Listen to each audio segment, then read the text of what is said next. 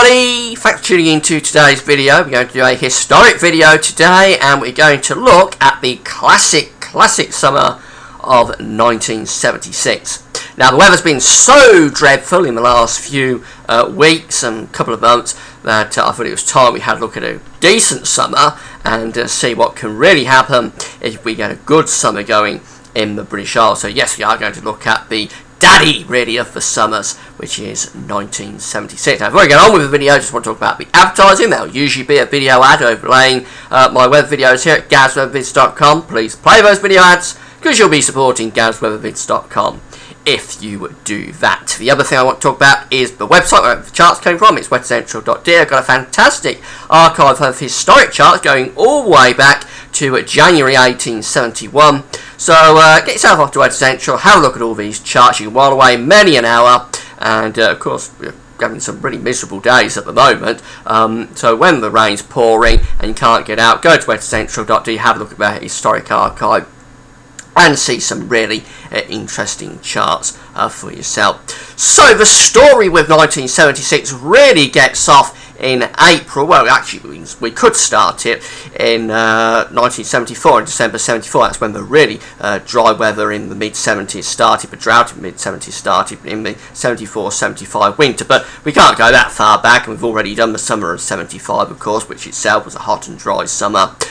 So we're going to start in April 76. April 1976 was a dry month. It was generally fine with high pressure dominating. There was only 4 millimetres of rain at Plymouth that month. And by the way, I just want to talk about another website where a lot of the facts and information for this video is coming from. It's Trevor Harley's site. Now, Trevor Harley's website is a fantastic resource of information, wealth of information. Got every month indexed back to January 1900, and then they've got information. He's got information going much further back than that, actually, right way back to the 1100s in some cases. So a really outstanding site, Trevor Harley's site. You can find it on my links page as well. Go to that and you'll see all sorts of information. So I'll say April 1976 was a very dry month across many parts of the country, particularly England and Wales, and high pressure dominated, and it really set us up for what was going to happen. But this was a very dry period, of course. Remember, the drought really started in the winter of 74-75. Now, going into May 1976, which again was another very warm and dry month, we had a bit of a heat wave early on, and that was again another little teaser of what was to come. It got up to 29 Celsius on this day, the 7th of May 1976, when we had high pressure sitting just to the east of the country, bringing in some very warm air from the southeast off the continent. This was actually the warmest May Day since 1953, can you believe? 1953.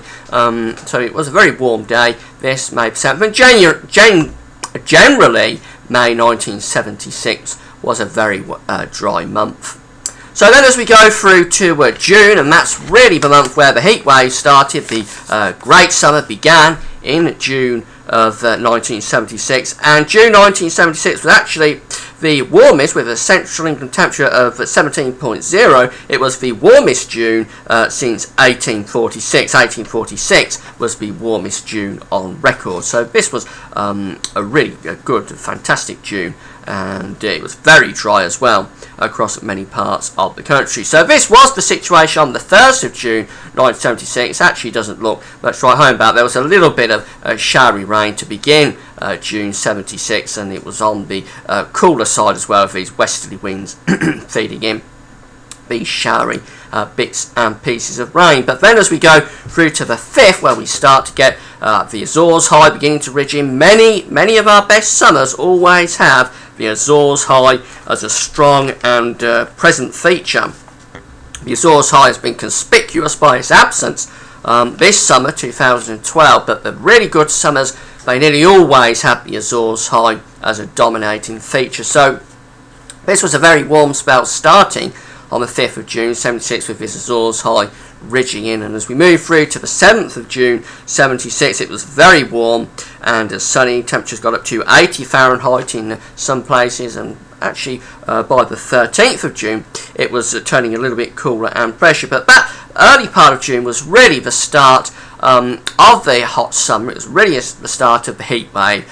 Let's say temperatures did reach up to 80 Fahrenheit in some places on the 7th, up to 88 Fahrenheit, 31 Celsius in the southeast on the 9th. But then I say, to turn a little bit cooler mid-month, north-south split really setting up here. The Azores side is still very dominant here in the south, but it's a little bit cooler with winds off the Atlantic and probably bringing in some cloud and rain into Northern Ireland and into Scotland. Now, the real heat wave of 1976 started on the 21st of June. This chart doesn't look much to write home about, really. It doesn't look like anything out of the ordinary, but what you can't see with this is that we're bringing in a warm front across the country. The Azores High is to the south of the country, and as we went on through to the 23rd of June, where we brought the warm front across the country, so we were in an envelope of very warm air, and we're building up this high pressure from the Azores. It's developing over British Isles and to the east of British Isles.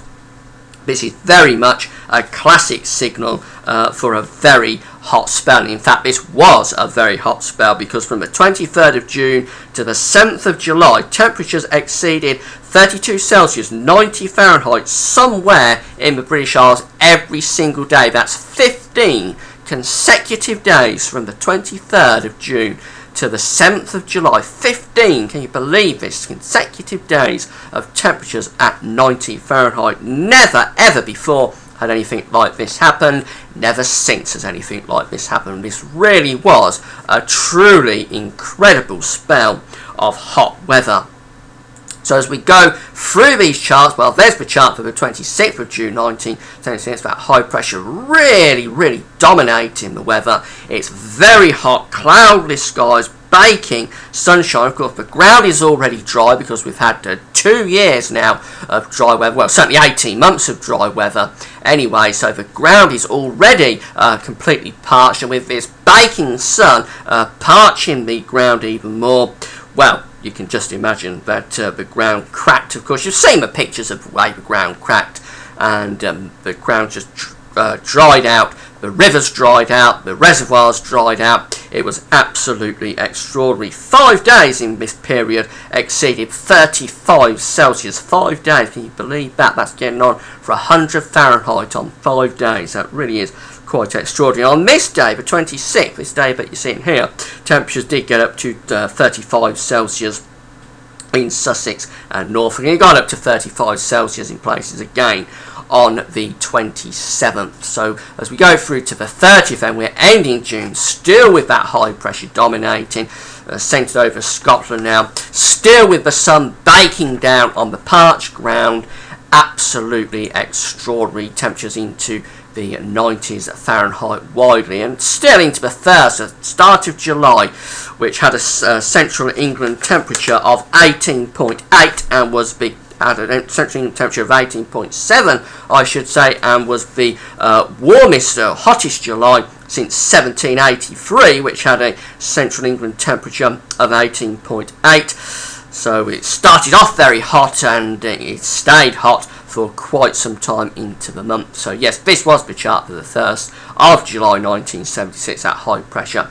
Really dominant, and it still goes on into the 3rd, the high pressure dominating, the baking sun over the parched ground, rivers drying out, reservoirs drying up, standpipes appearing because the water resources were starting to dry out. And even into the 6th of July, the heat wave just goes on. The high pressure now centred more up towards Scandinavia, and a little bit of low pressure beginning to develop down to the southwest. This was coming up to the end of this extreme hot period, but nevertheless, this again was another very hot day with temperatures widely into the 90s Fahrenheit.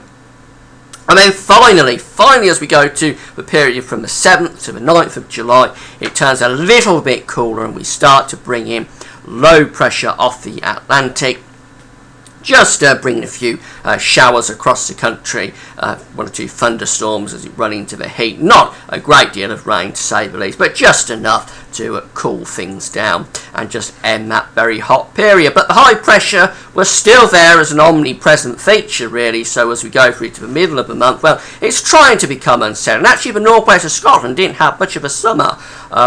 Spare a thought for those people living up there, because weather fronts kept bumping up against the high pressure, and it's quite a cloudy, damp summer in the northwest of Scotland. But really, the bulk of the country here is still under high pressure, with the Azores high, the dominating feature, and high pressure away onto the continent as well. So still largely warm and sunny. As we go up to the latter part of July, well, that high pressure is still there, really dominating the weather. It's to the west of the country now, but it's still influencing the weather in many places.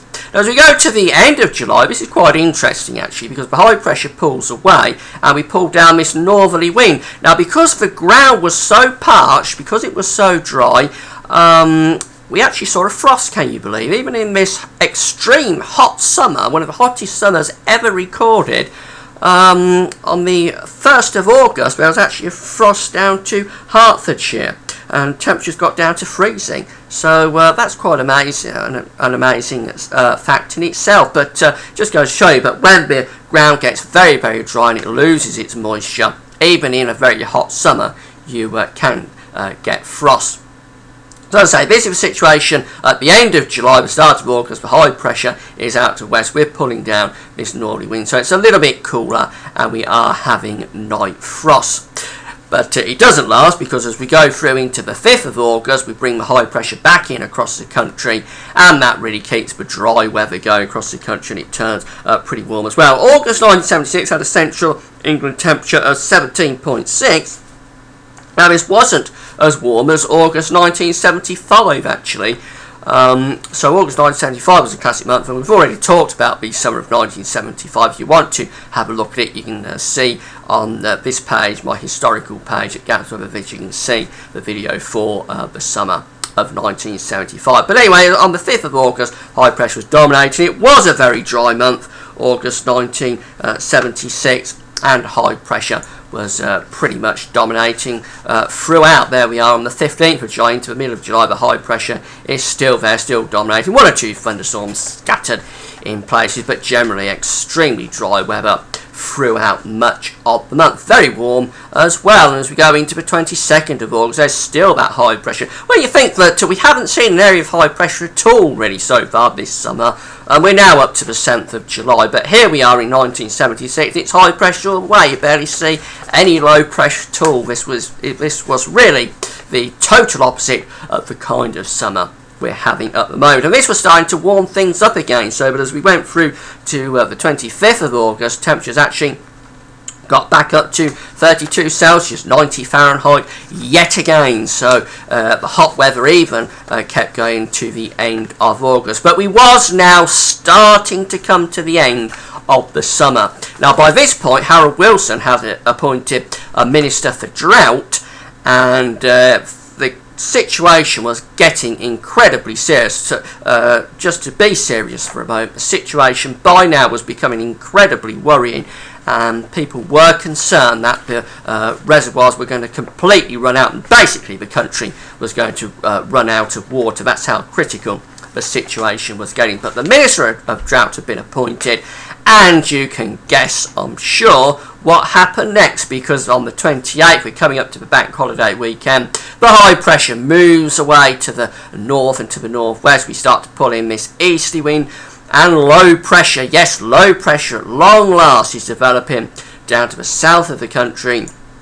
So as we go through to the 29th, there's the low pressure beginning to push up from the south. The high pressure is there to the north, still keeping the dry weather going over Scotland. But low pressure on the 29th of August, bringing thunderstorms to southern parts of the country. And those thunderstorms became even more widespread on the 30th. This was Bank Holiday Monday. Thunderstorms became very widespread across England and Wales. There was really severe thunderstorms with this, and many places have flooding. There was up to 70 millimetres of rain in some places across East Anglia in these thunderstorms. Air quality was dreadful as well. There was a lot of people suffering with asthma and other respiratory problems over this bank holiday weekend as these thunderstorms trundled up from the south. But this was the end of the Great Drought, and the low pressure did end it in style. It ended in spectacular way with violent thunderstorms breaking out. Not all droughts break with violent thunderstorms. If you remember the great summer of 1995, that didn't end at all thundery, but this one, 76, did end on a classic note with really violent thunderstorms. As we go into September 76, finally, the high pressure is still more or less dominating the weather. It's still trying desperately to hold on, but look what happens as we go to the 8th. The high pressure is breaking up, slipping away to the southeast, slipping away to the northwest, bringing a final end, just a final end to the Great Drought. And as we go to the 9th of September, well, low pressure has really taken over here, and in fact September 1976, as is often the way in the good summers in the 20th century, September ends wet. It was a wet month, a very wet month, actually the wettest September since 1918 across many parts of the country. So a very wet month, as often happened in the good summers in the 20th century. They end with a wet September. And as we go to the 11th, this was an incredibly wet day, actually. That was 125 millimetres in one day with this area of low pressure across northern England on the 11th of September 76. As we go further on through the month, the wet weather remains. There's low pressure on the 27th down to the southwest. That's bringing up more heavy rain into the south and into the west as well. And it was a really wet autumn. The deluge continued into October, November, and everybody was relieved. It wasn't something that was bad. Everybody was relieved by this point that finally the drought that started in December 1974 and went on and on and on and on, finally it had broken, and the rivers were beginning to be replenished, and so were the reservoirs. And the rain, the generally wet period, continued then through much of the latter part of the 1970s. As is often happens,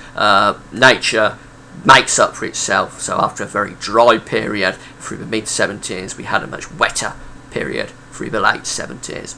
Anyway, I hope you enjoyed this video. This is what a really good summer looks like. We're not going to have it this year, but we probably will see it again before too much longer. Perhaps not quite to this extent, but certainly have another good summer. This is what they look like, high pressure all the way. Hope you enjoyed the video. Thanks for watching. See you again soon. Bye for now.